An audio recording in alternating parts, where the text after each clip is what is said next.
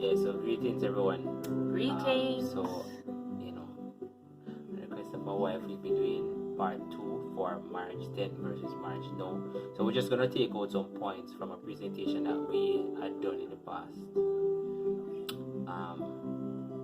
And just highlighting some of the differences between marriage then and marriage no. And a disclaimer is not that these things were present in all marriages then and none is present now. And none is present now, but it's just that because of a decline in morality and a straying away from the pointers and the benchmarks that were set by God in the beginning, we find that these things are certain things are more prominent in marriages now, way more prominent than they were in earlier times. Alright, so the first one is marriage is for life, right? Persons knew that when you get married, this thing is for life. This thing is no joke. So therefore, going out with all their might, their best. They're in this to win. They're in this to be successful. They're not going in it with an intent to leave.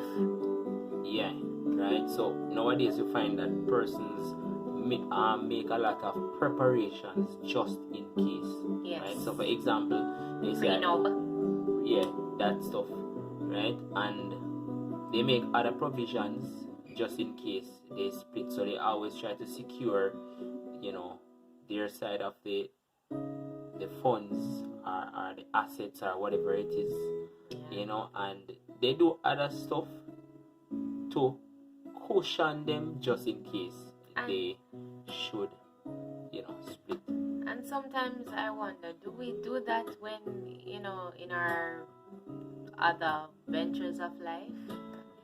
For example, education. Do we do that? Do we prepare to fail? Or do we prepare to pass? Yeah, we plan to give it our best shot, right? But so nowadays other persons and then the society plays on this way because most persons are looking for some form of a cushion. Then you will find different things being invented to satisfy that need of persons to have some form of a cushion to fall back on just in case their marriage doesn't work. Right? And they're not presenting solutions to make that marriage better, right? Yeah. Or to find out the cause of what is happening. They're just creating a shoulder to escape. Yeah. A means of escape. Alright, so the next thing is marriage is for man and woman. Yeah, and even though we know we had Sodom and Gomorrah, but now it seems like Sodom and Gomorrah has infected the whole entire world because most countries now, right? Or should I say the Sodom and Gomorrah mentality has infected pretty much the entire world. Most countries now, a lot of countries now, either have legalized same-sex marriage and, strange to say, but other forms of unions that I won't even mention, right? Praiseworthy. So either they have legalized it or they have a very positive view towards it, right? There's no voice crying in the wilderness saying, this thing is wrong, I will not accept it. There's not an absolute stance on it. It's relative. People just... it's a matter of choice. Yeah, so that's one of the major differences, that we have far more illegitimate marriages now. Illegitimate meaning illegitimate in the eyes of heaven, because remember, God is the one that defines marriage, right? Not culture, not mankind, not paper, and definitely not feelings. Right? So the next thing we look at is marriage is to glorify God. Yeah. So in the past, we found that especially in those Bible days, marriage was an honorable thing, and marriage is closely linked in the Bible with God's relationship with the church, right? And persons tend to, they involve God in the process leading up to marriage. But nowadays, how much of us pray asking God to select a partner or to show us the way? are to instill in us characters, fruits that are worthy enough to give. Sometimes we say, Lord, bring the person, but we need to develop this person too, because we need to be our best self. Yeah, to give to somebody. To give to somebody. Right? So now marriage is more like a status symbol. So in a lot of ways, marriage is to glorify self, and that's one of the reasons why we get so caught up in looking for the perfect person, or the perfect timing, the perfect wedding, the perfect everything. Yeah, because the focus has shifted, right? The next one is marriage is seen as an achievement. Yeah, so this basically piggybacks from the one before. So instead of seeing it as a way of life, they see it as an achievement. So once you after you get the degree, house, secure everything, or you reach a certain age, and that is why a person when the clock is ticking, they make irrational decision. It's like they just select anybody because the clock is ticking. Time is running out. Right? Not knowing that this is something that needs intelligent and conscious decision making. Yeah, definitely. Alright, so the next one is maturity is the main deciding factor for readiness.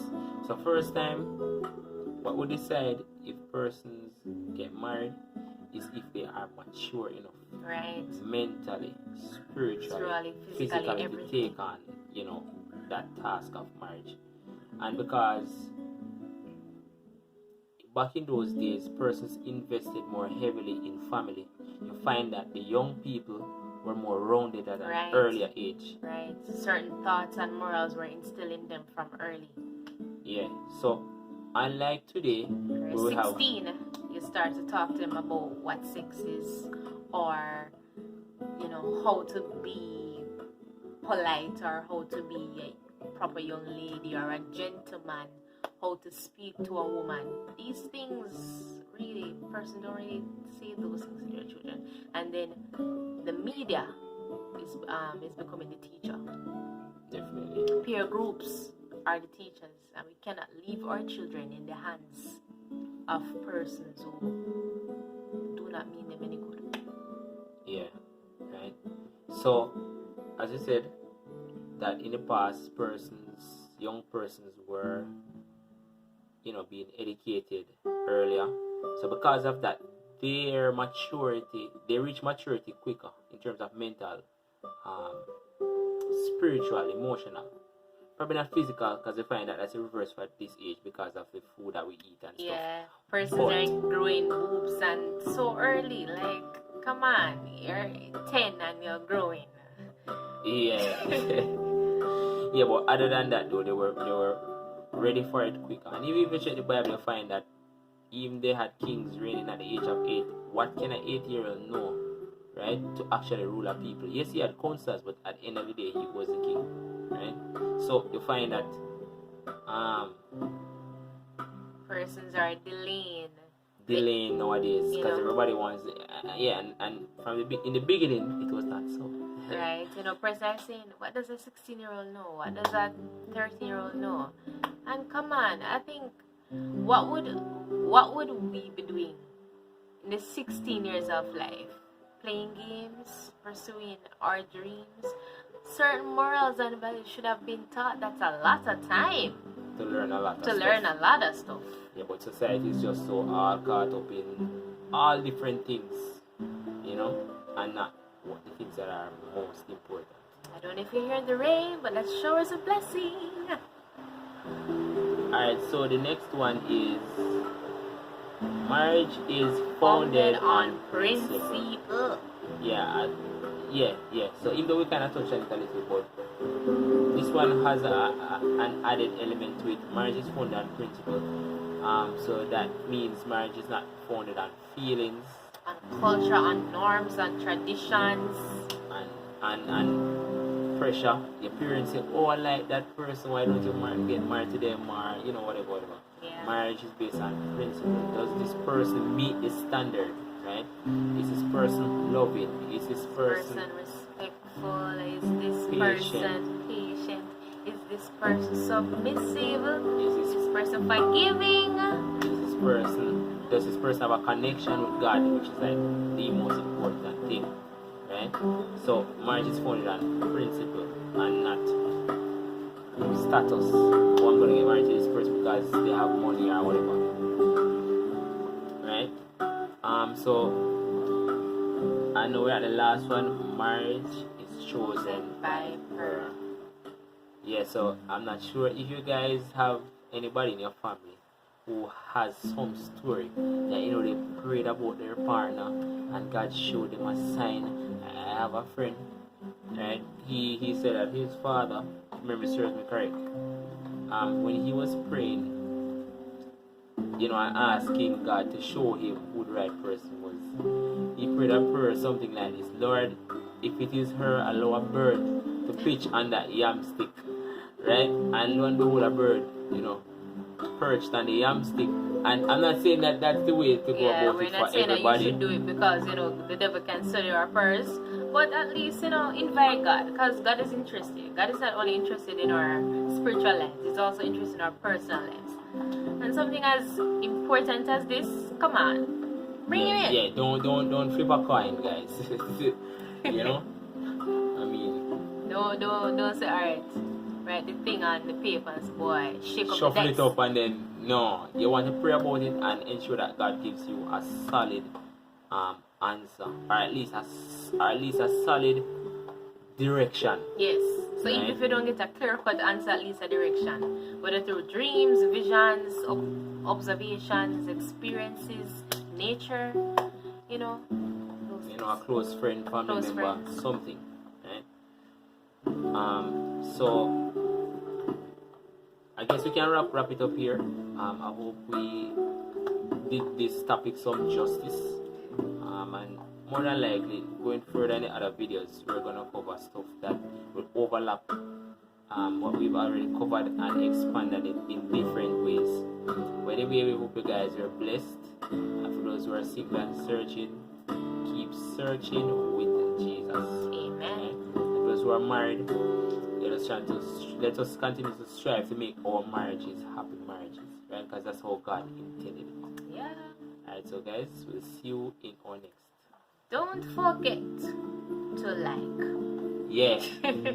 Like, share, and subscribe. Alright, have a good one, guys.